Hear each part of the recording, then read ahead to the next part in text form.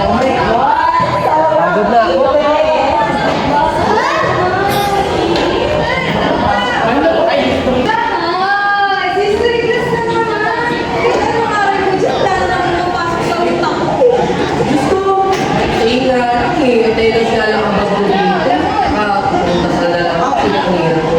Ako nga, kahit mapasok ko dito yung pagkakong physically, yung gagawa yung documentary, wala naman dito.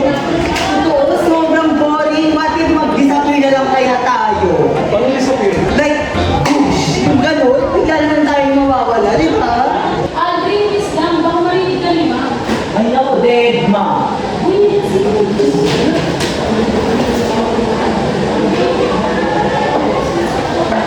Good morning, class. Good morning! Yes na ako. May take your seat. Mas ano pa kayo?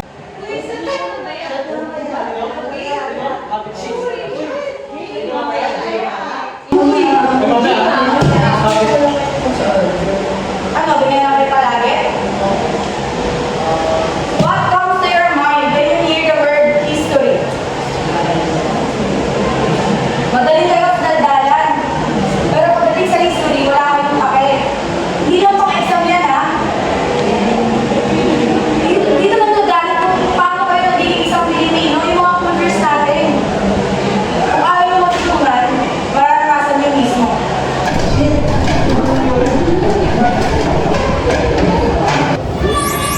Wait, nasaan na tayo?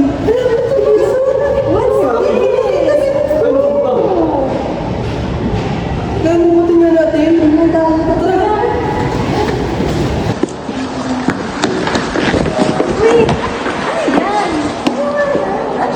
Ano ba yan? Hala, para sa ulo. Di ba gawin naman magsasakayan? Sombrero? Ay, ano kayo to? Ano to? Ano yung mga yan? Parang sombrero rin to. Ano sa ba may gante? Tara na nga. Parang nilalabasan. Tara.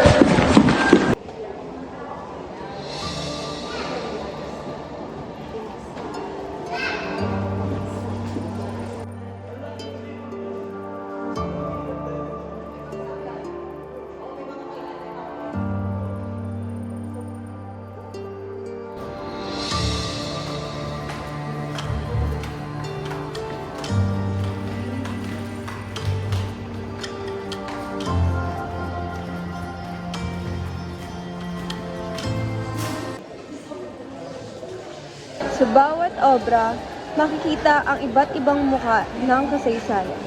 May sakit, may ganda, may hirap, at may pag-asa. Ang sining ay salamin ng buhay ng Pilipino sa bawat panahon.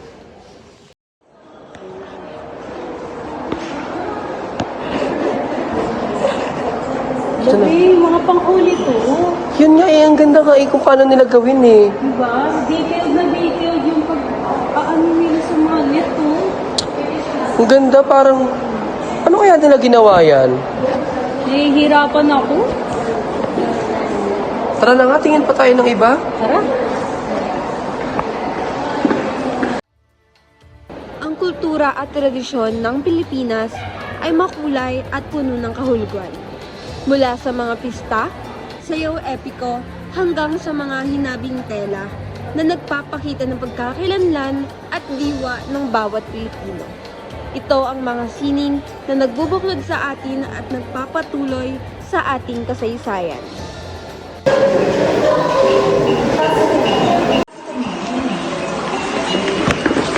Tignan niyo. Ito yung kinatulong. Yung tinalak. Sarado na.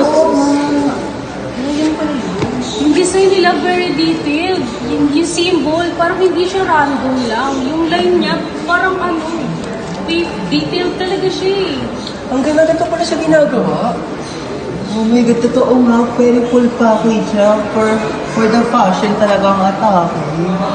Pwede siya pang ano, no, pang damit. Suot. Ayun na marami pa doon.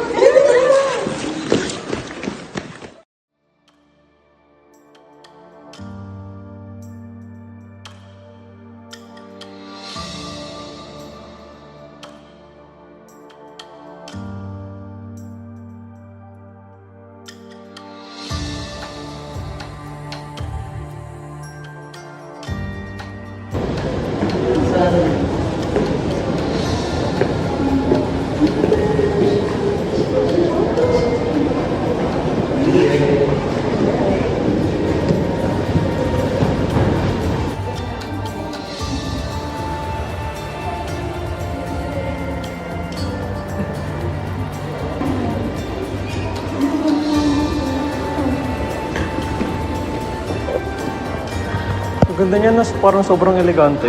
Di ba? Parang Filipina beauty talaga. Totoo, sobrang ganda. Parang ako lang.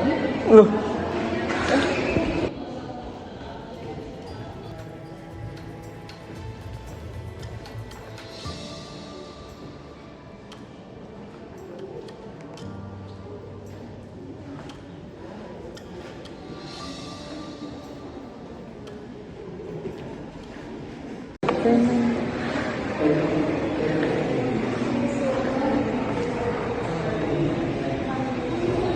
Top 3. Ito naman, iba yung mood. Parang sobrang liwanag. Parang probinsya, sobrang peaceful. Walang stress. Kahit sobrang simple yung guhit, punong-puno ng buhay. Fernando Armosolo? Di ba about ritual life yun? Sa Luzon, Visayas at Mindanao, makikita nyo na ang sining ay hindi lang palamuti. Ito ay bahagi ng kanilang pamumuhay, paniniwala at pagkakakilanlan. Ngayon ko lang na-realize from Luzon, Visayas, Mindanao, hanggang sa mga paintings, lahat pala connected. It shows how Filipinos live, believe, and change over time.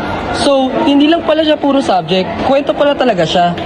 Okay, actually, hindi na talaga siya boring, no? Certified character development na talaga to. Sa akin,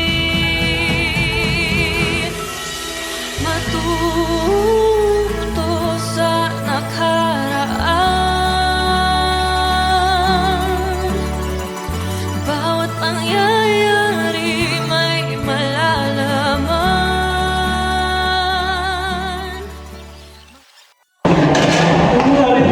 Wait, bumalik na ba tayo? So, boring pa yung mga history? Hindi na po. Mas naiintindihan na namin siya ngayon. Oh, sabi mo, natuto na kayo? Oh, siya. Ay, ito pa rin tawag din natin from mother school eh. Kasi nag-practice ka. Magandang umaga.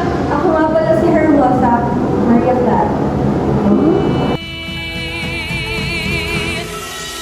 Matuto sa nakaraan.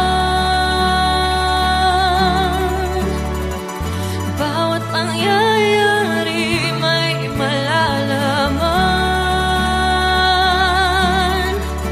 Mga aral na dadalhin ko hanggang bukas ng buhay ko.